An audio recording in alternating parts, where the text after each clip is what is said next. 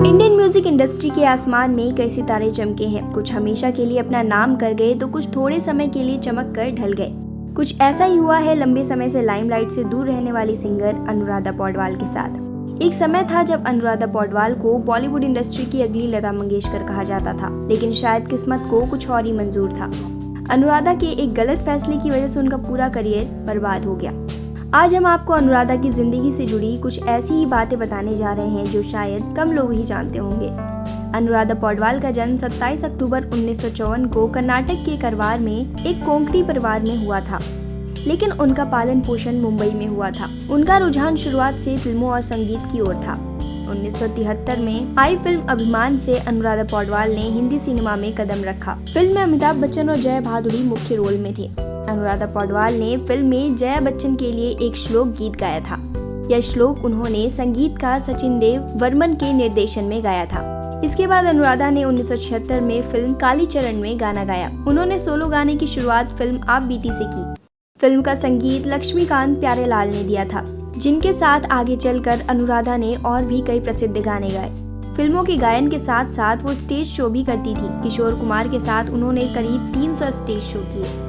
अनुराधा ने कभी शास्त्रीय संगीत का प्रशिक्षण नहीं लिया। उन्होंने लता जी को सुनते सुनते और खुद घंटों अभ्यास करते ही अपने सुर बनाए। लता मंगेशकर अनुराधा पौडवाल के लिए भगवान से कम नहीं है, क्योंकि वो अपनी सभी सफलताओं का श्रेय लता जी को ही देती हैं। उनका कहना है कि मैंने कई गुरुओं से सानिध्य में संगीत सीखा, लेकिन लता जी की आवाज मेरे लिए एक प्रेरणा स्रोत थी, जिसने एक संस्थान के रूप में मेरा मार्गदर्शन किया।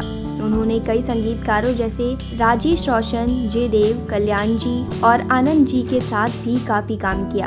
अनुराधा को फिल्म हीरो के गाने की सफलता के बाद लोकप्रियता मिली और उनकी गिनती शीर्ष गायिकाओं में की जाने लगी। इस फिल्म में उन्होंने लक्ष्मीकांत प्यारेलाल के साथ काम किया। हीरो की सफलता के बाद इस जोड़ी ने कई और फिल्मों में सफल गाने दिए, जैसे मेरी जंग, बंटवारा, राम लखन और आखिरी में तेजाब। अनुराधा एक बेहतरीन गायक होने के साथ ही बोल्ड और कॉन्फिडेंट भी थी और अपने दिल की बात कहने से हिचकती नहीं थी। एक बार तो उन्होंने मंगेशकर बहनों पर एकाधिकार में शामिल होने का आरोप लगाया।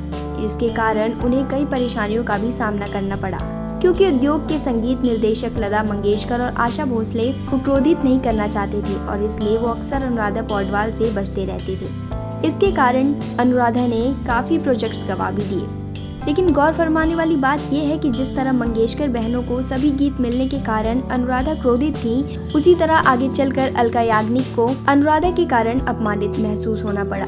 बात 1997 की है। उस समय अजय देवगन की फिल्म इतिहास को बड़े पर्दे पर रिलीज किया गया। फिल्म में हीरोइन ट्विंकल खन्ना थी, जिनकी आवाज को गाने के लिए अलका याग्निक को चुना गया। उन्होंने फिल्म में सभी गाने गाए, लेकिन इस फिल्म में अलका याग्निक के 3 गानों दिल की कलम, ये इश्क बड़ा बेदर्दी है और ओ राम जी को अनुराधा पौडवाल ने अपनी आवाज में डब किया था।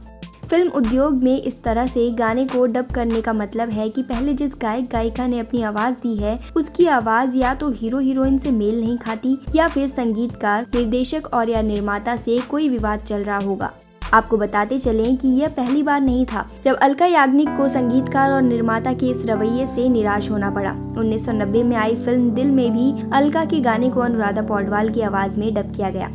अनुराधा पौडवाल और अलका याग्निक के बीच विवाद इतना बढ़ गया था कि फिल्म इतिहास के समय अलका ने एक इंटरव्यू के दौरान कहा था कि अनुराधा मेरे गाने को डब करके क्या दिखाना चाहती है कि उनकी आवाज ट्विंकल खन्ना और माधुरी दीक्षित की आवाज से ज्यादा मेल खाती है। उन्होंने ये भी कहा था कि अगर कोई संगीतकार या निर्माता मुझे इस तरह की पेशकश करता है तो मैं साफ इनकार कर दूंगी।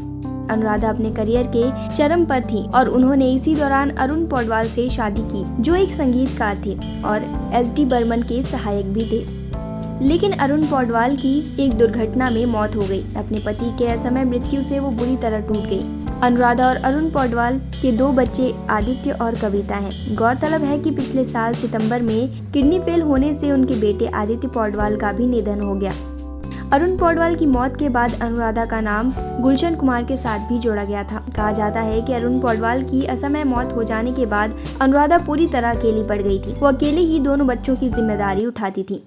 इसके बाद ही उनकी मुलाकात गुलशन कुमार से हुई। अकेली अनुराधा को गुलशन का सहारा मिला और वो उनकी ओर झुकती चली गई। अनुराधा ने करीब 10 साल से ज्यादा समय तक टी सीरीज के लिए काम किया और ये फैसला तक ले लिया कि वो किसी और के साथ काम नहीं करेंगी। फिल्म लाल दुपट्टा मलमल का, आशिकी, तेजाब और दिल है कि मानता नहीं जैसी सुपरहिट फिल्मों के गानों ने अनुराधा पौडवाल को टी सीरीज कंपनी का नया चेहरा बना दिया। उन्होंने टी सीरीज के साथ कई नए चेहरों को बॉलीवुड में दाखिला भी दिलाया।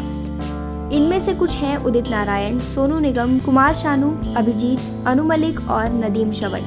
करियर के शिखर पर अनुराधा पौडवाल को लता मंगेशकर और आशा भोसले के साथ लिया जाता था। माना तो ये भी जाता था कि लता मंगेशकर की जगह अगर किसी को लिया जा सकता है तो वो अनुराधा ही है। हालांकि करियर के टॉप पर रहते हुए उन्होंने फिल्मी गानों से किनारा कर लिया। करीब 5 साल तक उन्होंने किसी भी फिल्म या दूसरी म्यूजिक कंपनी के लिए काम नहीं किया। नतीजा ये रहा कि 90 के दशक की गायिकाओं अलका याग्निक, कविता कृष्णमूर्ति को ज्यादा फायदा हुआ। गुलशन कुमार और अनुराधा के साथ काम करने से मीडिया में दोनों के अफेयर के किस्से फैलने लगे। फिर साल 1997 में 16 गोली मारकर मुंबई के जितेश्वर महादेव मंदिर के बाहर गुलशन की हत्या कर दी गई थी। गुलशन कुमार के निधन ने अनुराधा को झकझोर कर रख दिया था, जिसके बाद अनुराधा ने पूरी तरह से फिल्मों में गाना बंद कर दिया और वो भजन गाने लगी।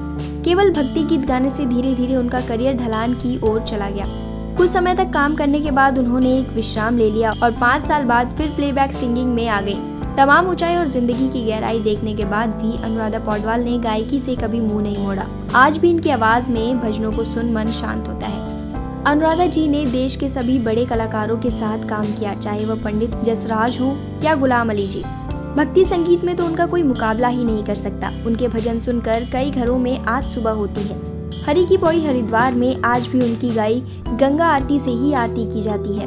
गायत्री मंत्र अनुराधा जी की ही देन है, नहीं तो गायत्री मंत्र आज भी हम सुन नहीं पाते, केवल पढ़ पाते। गजल गायिका में भी अनुराधा ने बेजोड़ है। जगजीत सिंह और गुलाम अली जी भी उनकी तारीफ किए बिना नहीं रह सके और कहा कि अनुराधा जैसे कलाकार कई युगों में एक पैदा होती है। उन्होंने बॉलीवुड गानों और भजनों के अलावा पंजाबी, बंगाली, मराठी, तमिल, तेलुगु, उड़िया और नेपाली भाषा में भी गाने गाए हैं। संगीत के क्षेत्र में योगदान को देखते हुए 2017 में उन्हें पद्मश्री से सम्मानित किया गया। इसके अलावा उन्हें 4 बार फिल्मफेयर पुरस्कार से और 1 बार राष्ट्रीय फिल्म पुरस्कार से भी सम्मानित किया जा चुका है।